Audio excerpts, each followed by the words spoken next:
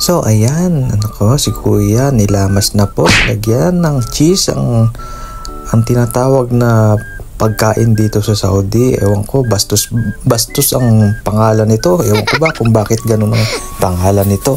Pero sobrang sarap nito kasi ayan, nilamas-lamas nga ni kuya.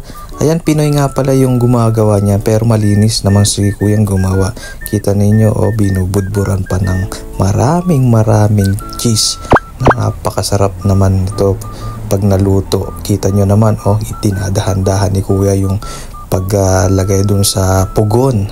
Ayan, ganyan nga pala ang pagluto dito sa Saudi. What? Ng mga ganyang mga pagkain gawa ng mga tinapay. Ayan, napakasarap.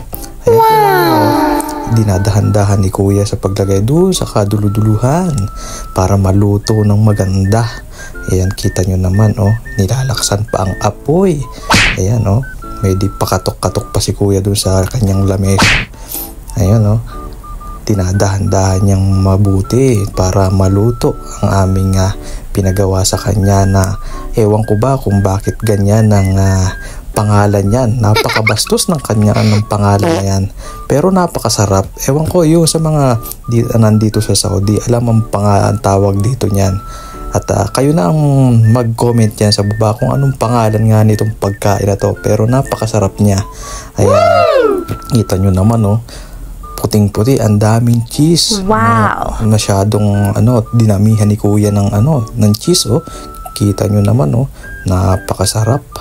At mamaya, yan, iniisa-isa niya, ayan, pinapala niya, para lang makuha. Kita nyo naman, kinakamay ni kuya. Pero malinis naman yung kamay niya at nakaglove siya. Ayan, at bubuhusan na nga niya ng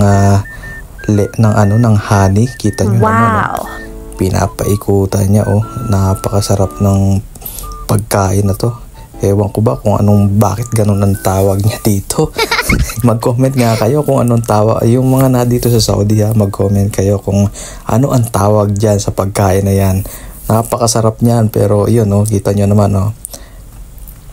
ayun, pinubudburan ni kuya ng honey. Ayan, yan, cheese lang at saka honey, kita nyo naman, napakasarap niyan, Ayan,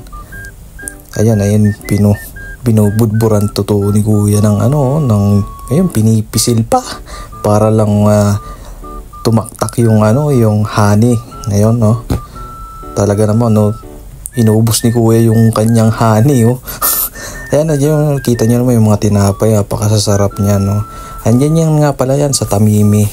Ayan, at ginayat na ni kuya, parang pizza ang style. Kita niyo naman,